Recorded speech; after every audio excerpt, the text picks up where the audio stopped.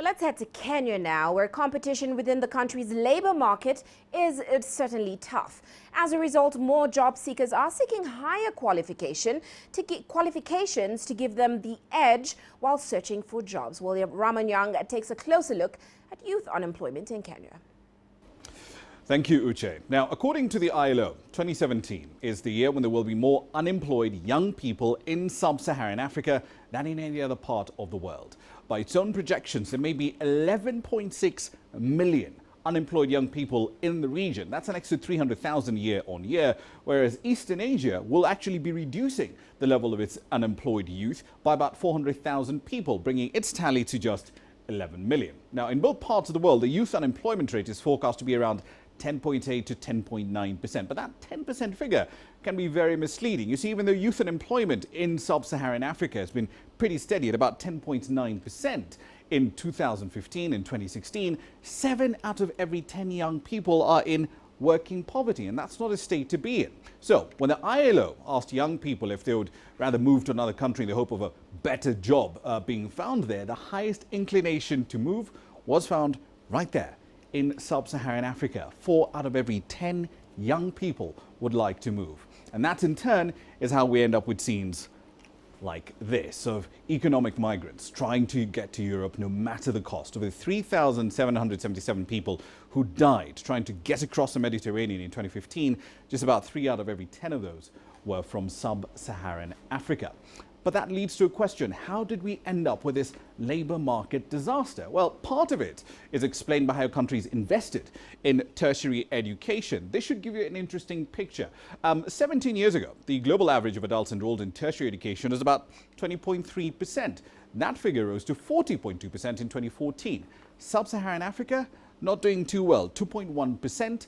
In other words, 2 out of every 100 adults in tertiary education of some kind in the year 2000, and that figure was barely 10 out of every 100 adults 15 years later. So clearly, in the arms race for talent, sub-Saharan Africa is losing, and losing badly. And governments here know this. In September this year, for example, this was the assessment from the Kenyan government. They said not only do they not assess properly students at primary and high school level, so you really have no idea what these kids are learning, but even what is taught in universities isn't what the labor market actually wants. So that mismatch in skills between the market demands and the skills we're teaching our young people is our focus tonight.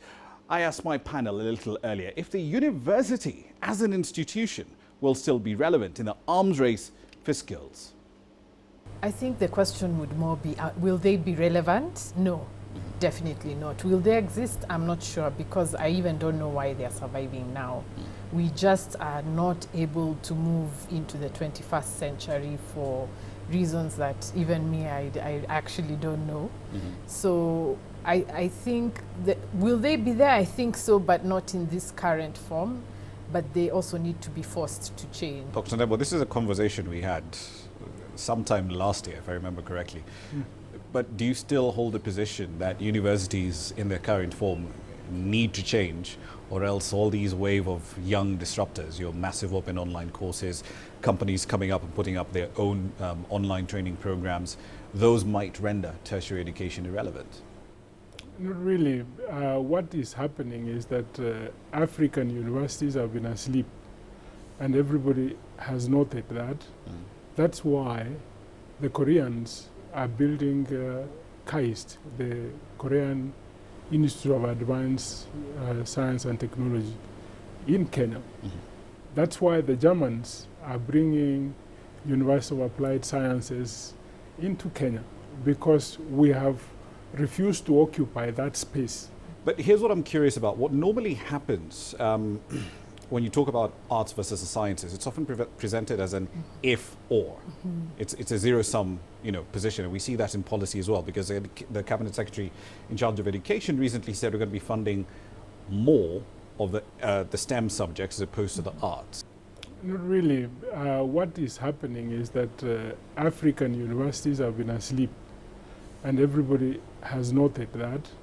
That's why the Koreans are building KAIST, the Korean Institute of Advanced Science and Technology, in Kenya.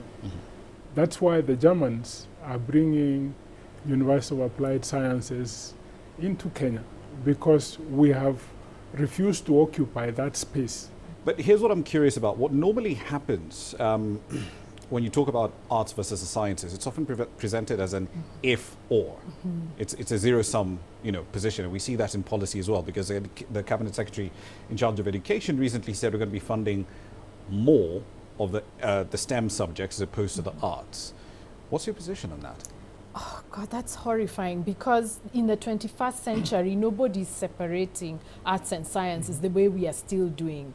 And that's, to me, that's the 1960s. It's not the 21st century. This separation of arts and sciences is archaic, and we shouldn't still be talking like that.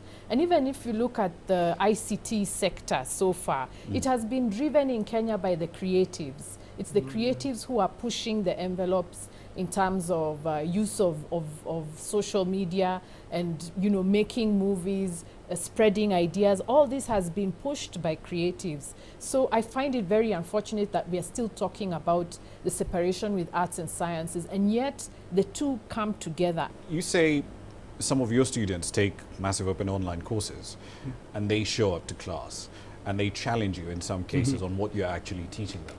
But here's the part I'm curious about. At what point will massive open line courses become essentially at more or less the same level as a university education? Because, it's one thing to say, I am a graduate from USIU, Strathmore, I've got a bachelor's degree in XYZ, but it's another thing entirely to say, I've done this, that massive open online course. There's a bit of credibility problems there. If you go to Silicon Valley, most of these people coming up with disruptive innovations, they didn't go through college. We have attached certificates, the value we have attached to certificates. We forget that there is talent, that you can be the best broadcaster, but we still ask, what is your O-level certificate, what is your high school, what did you study in college? If you don't say anything about it, at least US, they look at competencies. That someone, look at Steve Jobs. He taught himself calligraphy. He went online and he didn't need to get a certificate. He didn't need to go through. The same thing with Bill Gates. I'm not saying that en masse we leave college and do this, but you can learn. You can be educated through online without paying anybody anything. What is more important that you have the education, and you can do things that can make you a valuable citizen. Because if I have learned through there and I sit down to come up with a product, then it changes when I become successful.